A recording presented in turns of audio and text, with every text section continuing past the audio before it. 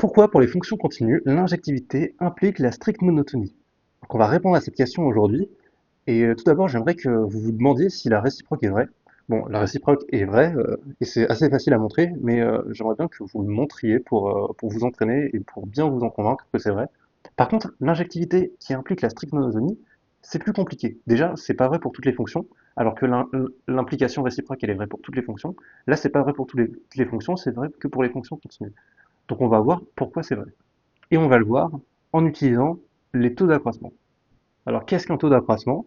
C'est tout simplement une fonction à deux variables qui a x, y. Donc le taux d'accroissement de f, c'est la fonction qui a x, y, donc un couple de r au carré, associe f de x moins f de y sur x moins y, ou, ou l'opposé. F de x moins f de y sur x moins y, où on peut inverser x et y. Et donc ça, c'est un réel. Et on veut aussi que ce soit R au carré, mais où il n'y ait pas deux éléments pareils. Donc c'est R au carré privé euh, des XX, pour X appartenant à R. Et cette fonction, en fait, elle est utile parce qu'elle va nous donner si la fonction est croissante, ou si elle est décroissante, ou si elle ne varie pas. Si elle varie pas, le taux d'accroissement est nul. Si elle est croissante, le taux d'accroissement est positif. Et si elle est décroissante, le taux d'accroissement est négatif. Et donc, nous, ce qu'on va vouloir prouver, c'est que si la fonction est injective, alors soit le taux d'accroissement va être toujours positif, soit il va être toujours négatif. Et ça va nous permettre d'introduire les fonctions à plusieurs variables, parce que c'est quelque chose qu'on voit pas trop avant la fin du lycée, même avant la fin de la première année de prépa même, et pourtant c'est très utile. Donc on va voir à quoi peut servir cette fonction, et un exemple, c'est à prouver ce théorème-là. Donc comment on va faire? Eh ben, on va tout simplement dire que la fonction qui a à x, y associé le taux d'accroissement, ça c'est une fonction continue. Déjà, je vais modifier l'ensemble de départ parce que c'est pas très judicieux de prendre celui-là. Je vais plutôt prendre un ensemble de départ qui va s'appeler A. Et A, je vais le définir comme cela. Je vais dire que A, c'est tout simplement égal à au couple de x, y de r carré avec y plus petit ou plus grand, non, x plus grand que y. Donc en gros, si on représente A comme une sous-partie de l'ensemble R carré, donc R carré c'est une surface, donc je peux la représenter comme ça. Donc ça c'est l'axe des Y, celui-là, et celui-là c'est l'axe des X. Et en fait, à chaque point de cet espace, on va avoir un point de R carré. Et nous, en gros, ce qui nous intéresse, la partie A, c'est la partie où les X sont plus petits que les Y. Donc en gros, vous pouvez vous convaincre que c'est les points qui sont situés sous cette droite. Donc par exemple, tous les points qui sont situés sous cette droite, donc que je assure, ils font partie de l'ensemble A vu qu'ils auront un x qui est plus petit que y. Et donc en fait, dans les fonctions à deux variables, ça va être notre espace de départ. C'est-à-dire que pour chaque point de cet espace, eh bien ce point-là par exemple c'est un point xy. Donc il aura un x, il aura un y, et pour chaque point de cet espace, on aura un taux d'accroissement de xy, qui va être égal à la formule qu'on voit ici. Et en fait, la courbe représentative de taux, ça va être une nappe en fait. Ça va être pas comme pour les fonctions à une variable. Pour les fonctions à une variable, l'ensemble de départ c'est juste ça. Donc c'est juste une droite, donc on peut les représenter graphiquement.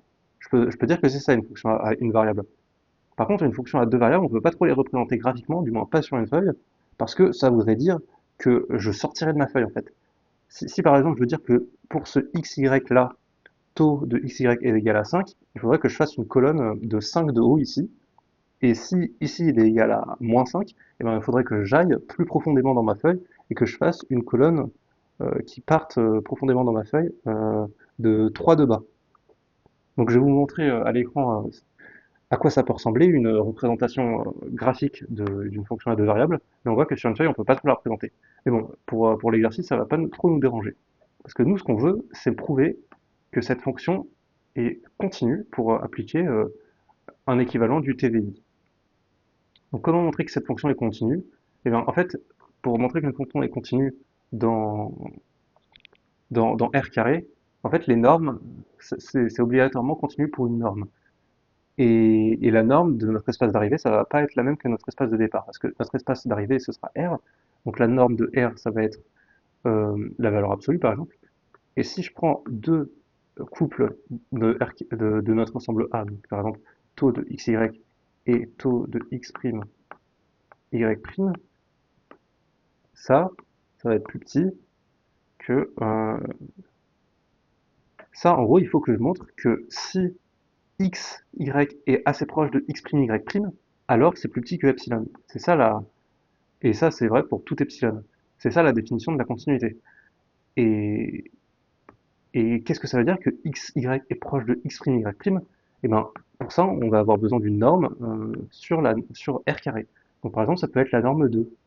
Ça peut être x, y moins euh, x', y', et on prend la norme 2 de tout ça. Donc la norme 2, c'est la racine carrée de la somme de chaque composante au carré. Et si ça c'est assez petit, donc plus petit qu'un mu, eh bien on va voir que ça c'est plus petit que epsilon. C'est ça la définition de la continuité. Sauf que là, notre fonction, elle est un peu compliquée et on se voit mal faire ça. Et bien ça tombe bien parce que pour la continuité, on n'a pas besoin de prouver tout ça à chaque fois. On peut prouver quelque chose, on peut prouver la continuité d'une fonction si cette fonction est composée de fonctions continues, avec des opérations élémentaires. Donc des plus, des fois et des divisés. Et là, c'est le cas, parce que cette fonction, en fait, c'est juste une fraction. Et ça, on peut raisonnablement se convaincre que ça va être continu, et ça, c'est continu aussi. Donc, comment justifier ça proprement? Parce que pendant les cours, on dit souvent que des fonctions comme ça, c'est continu, mais sans vraiment justifier, et donc c'est pas très satisfaisant. Mais en fait, on peut justifier en se disant que la fonction C1 qui part de R carré et qui a XY associe la première composante, c'est pour ça qu'elle s'appelle C1, donc qui associe X dans R, et bien cette fonction elle est continue. Pourquoi? Et bien tout simplement parce que C1 de XY moins C1 de X', Y', c'est plus petit, déjà c'est égal à X moins X', et donc ça c'est plus petit que racine de X moins X' au carré, plus y moins y' au carré. Et donc ça, c'est égal à la norme 2 de x, y moins x' moins y', et ça c'est une distance. Donc on peut l'utiliser pour prouver que notre fonction est continue. Et donc ce qu'on vient de prouver là, c'est que la fonction C1, elle est lipschitzienne. Et les fonctions lipschitziennes, elles sont continues. Parce qu'on voit que si x est assez proche de x', y', enfin x, y est assez proche de x', y', alors ça va être petit.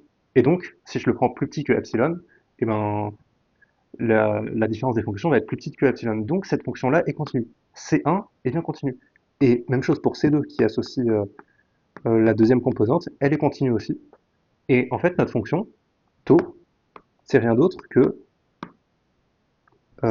f de C1 de xy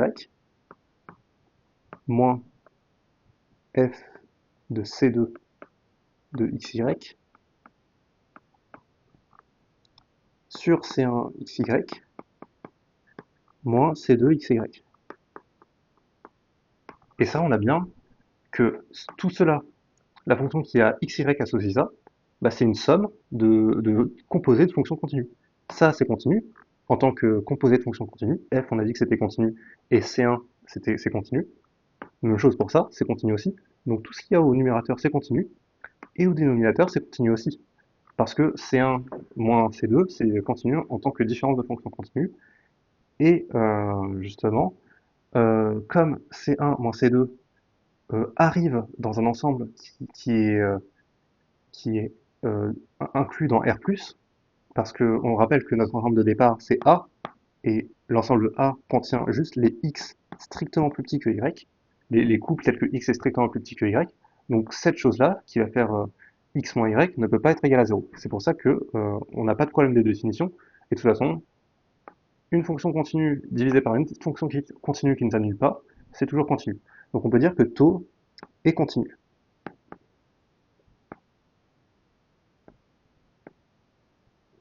Ok, mais là, on a bien prouvé que la fonction taux d'accroissement était continue, mais on n'est pas plus avancé. Parce que ce qu'on voulait faire de base, c'était montrer que l'injectivité impliquait la stricte monotonie. Comment on peut faire ça? Eh bien, tout simplement en, en faisant la contraposée. Alors la contraposée, c'est une autre manière de prouver des implications. En gros, on change la flèche de direction et on met un nom devant chaque truc. Donc non-injectivité doit être impliquée par, enfin oui, est impliquée par la non-stricte monotonie. Donc on va supposer qu'on n'a pas la stricte monotonie et on va prouver la non-injectivité. C'est ça notre objectif maintenant. Donc supposons que f n'est pas strictement monotone.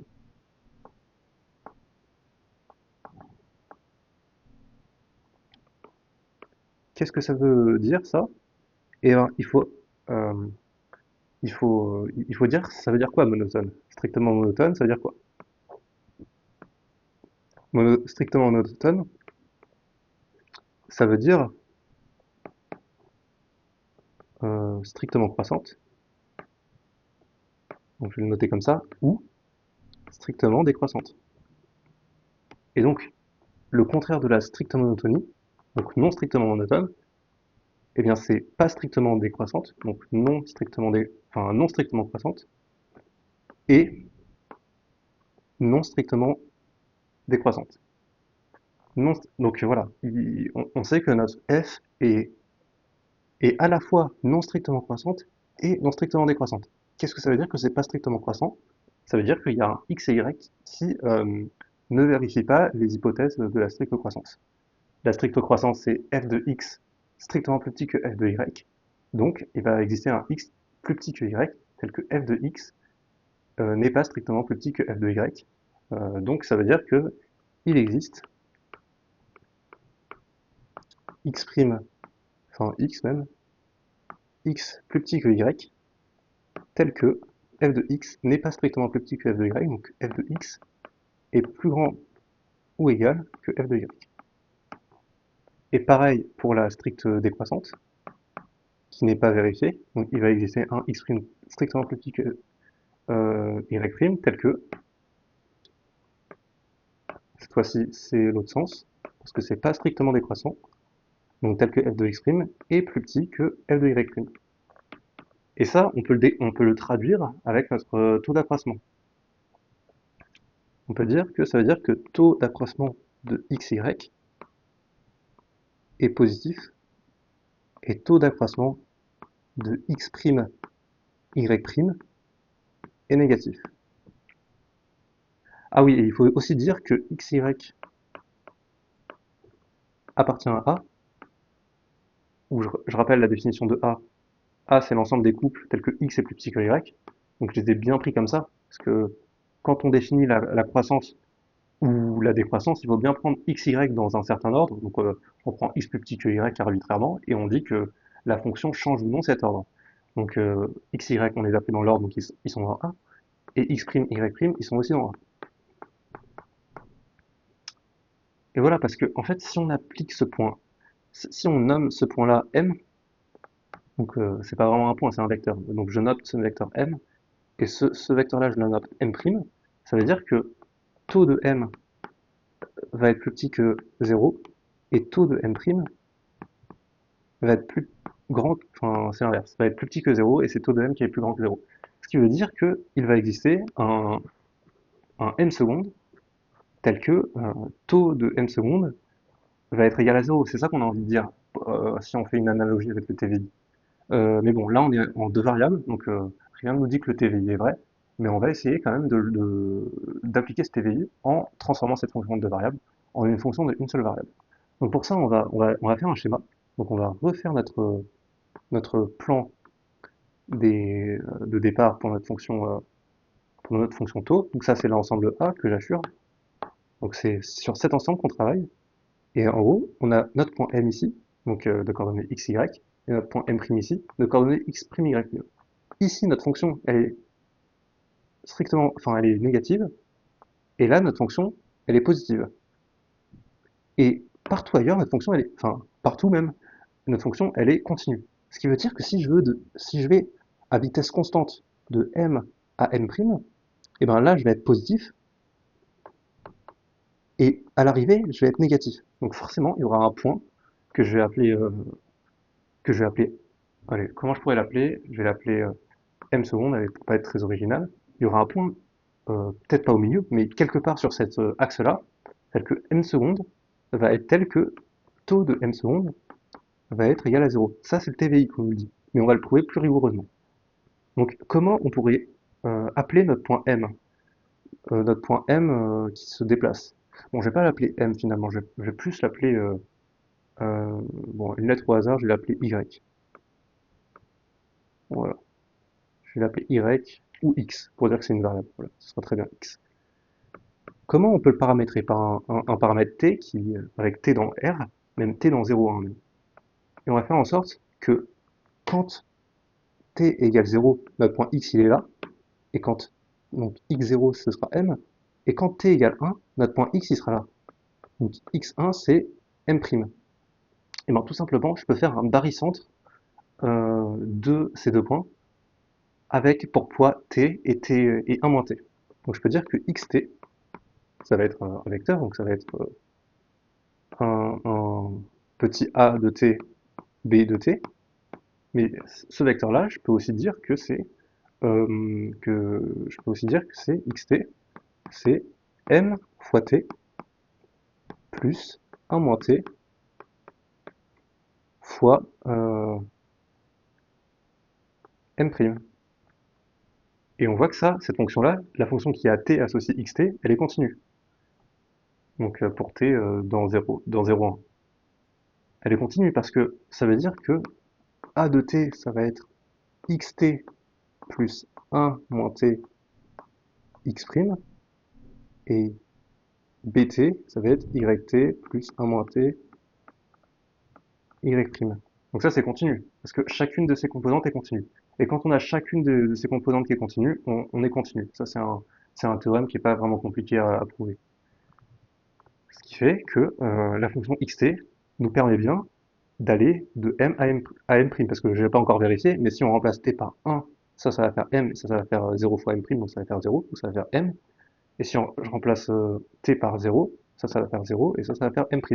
Donc au début, à l'instant 0, c'est m, et continuellement, il va aller jusqu'à l'instant 1, et il va arriver à m'. En gros, ce point-là, il va commencer ici, ensuite il va être là, ensuite en 0,5 il va être là, en 0,75 il va être là, et en 1 il va être là. Et c'est bon, on a notre fonction qui va de R dans R et qui est continue, qui commence à... On peut l'appeler phi. Phi, c'est une fonction. Phi, ça va tout simplement être égal au taux d'accroissement en x. Et phi, c'est une fonction de R dans R, parce qu'elle prend un réel. Enfin, c'est même pas R dans R, c'est de 0,1 dans R. Parce qu'elle prend un réel, elle le donne à x. Ensuite, le x, qui est un vecteur, il va aller dans la fonction taux, qui est une fonction à deux variables, donc il prend des vecteurs de deux variables, et taux, il va donner un réel, hein, il va donner un réel. Donc, et notre réel, on récupère ici. Donc c'est phi, c'est une fonction de 0,1 dans R. Et phi de 0, c'est égal à taux de m, c'est négatif, et phi de 1, c'est... Non, c'est positif, je crois. Je crois qu'on avait dit que taux de m, c'était positif. Laissez-moi vérifier. Oui, taux de m, c'est positif. Parce que m, c'est xy. Et phi de 1, c'est taux de m', et ça, c'est négatif. Ce qui fait que, comme phi est une fonction continue, parce que phi, c'est taux rond, c'est une composée en fait, c'est taux rond x, x est une fonction continue, taux est une fonction continue, et donc les taux rond x est une fonction continue, parce que une composée de fonction continue est une fonction continue. Ce qui fait que par TVI, eh ben, il va exister entre 0 et 1 T0, donc il existe T0 entre 0 et 1, tel que phi de T0 égale 0. Et comme phi de t0 c'est un taux d'accroissement, ça veut dire que taux de x de t0 est égal à 0. Et bien sûr, le taux d'accroissement c'est... Donc xt0, ses composants, c'est at0 moins bt0, avec a différent avec at0 différent de bt0. Ah oui, j'ai pas vérifié que cette fonction, elle restait bien dans notre A, dans notre ensemble A. Mais ça, vous pourrez le vérifier. En fait, ça vient du fait que l'ensemble A, c'est un ensemble convexe. Ce qui fait que un ensemble convexe, ça veut dire que si vous tracez un trait qui relie deux points de cet ensemble, et ben l'entièreté du trait est contenue dans cet ensemble. Donc c'est vraiment pas compliqué de vérifier que cet ensemble est convexe. Je vous laisse le faire.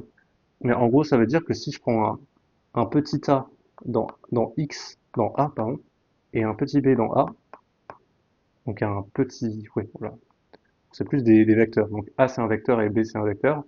Et ben ça veut dire que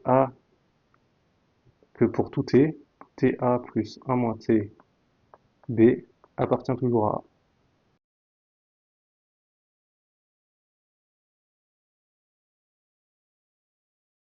Donc ce qui veut dire que ça reste positif, par exemple. Parce que c'est dans A. Parce que x t0 appartient à A. Donc si je dis que x t0 c'est at0 bt0, et ben on a at0 qui est strictement plus petit que bt0. Ce qui fait que ça, c'est non nul et positif. Et comme ça c'est nul, et ben je peux limite barrer ça en fait, parce que une fraction est nulle quand son numérateur est nul. Donc là j'ai f de a de t0, et là j'ai f de b de t0.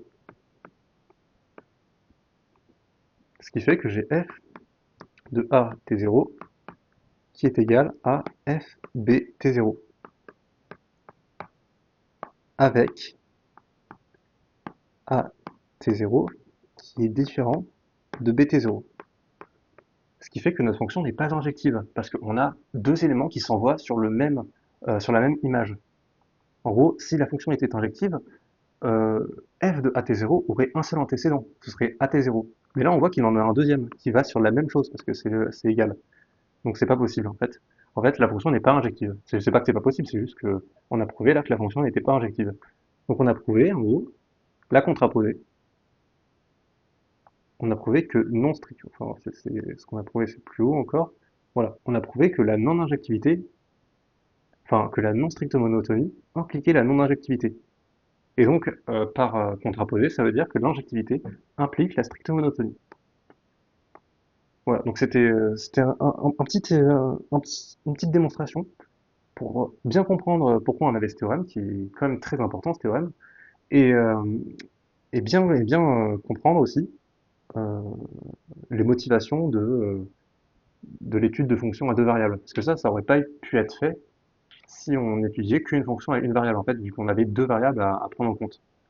Et si on essaie de faire cette démonstration sans utiliser les fonctions à deux variables, c'est tout de suite beaucoup plus laborieux et on n'y comprend plus grand-chose. Alors que là, on comprend vraiment tout ce qu'on a fait en fait. On avait exhibé deux points, on avait fait une contraposée, on a exhibé deux points dont l'un était négatif et l'un est positif. Et donc, en se déplaçant sur notre ensemble de départ, eh bien, on peut utiliser le TVI, on peut se ramener à une variable, la variable qui nous permet de nous déplacer sur ce segment-là, et ensuite utiliser le TVI pour montrer que strict, il y avait au moins un taux d'accroissement qui était nul. Et s'il y a un taux d'accroissement qui est nul, ça veut dire que la fonction n'est pas injective. C'est tout simplement ce qu'on voulait démontrer. Et pour vous montrer que ce théorème, il est quand même très utile, je vais vous donner deux choses à faire, deux choses à réfléchir. Donc le premier, c'est de montrer que le fait que pour une fonction continue, f rond f égale l'identité, donc ça veut dire que enfin, pour tout x, bon, je vais l'écrire de manière plus simple, pour tout x appartenant à R, voilà, f c'est une fonction de R, f de x égale x, ça implique qu'il existe un x0 telles que f de x0 égale x0. Donc une fonction dont la composée avec elle-même est l'identité a forcément un point x.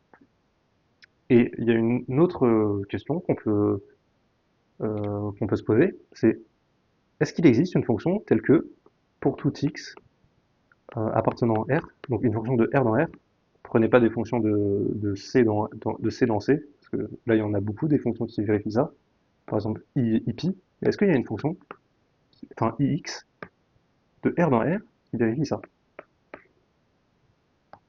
Ah oui, là il faut que f soit continu. Mais est-ce qu'il y a une fonction qui vérifie ça? Bon, la réponse est non. Il y en a, enfin si, la réponse est oui. Mais est-ce qu'il y a une fonction continue qui vérifie ça? Et là la réponse est non. Donc ce que je vous demande c'est montrer que non, ça n'existe pas pour les fonctions continues, pour les fonctions continues. Et ensuite, deuxième question, c'est trouver une fonction qui vérifie ça. Parce que il y en a qui vérifient ça.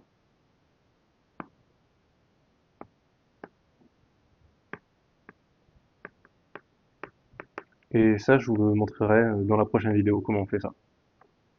Donc, je vous conseille de les faire si vous êtes en prépa ou que vous voulez vous améliorer en maths. C'est vraiment très instructif comme exercice.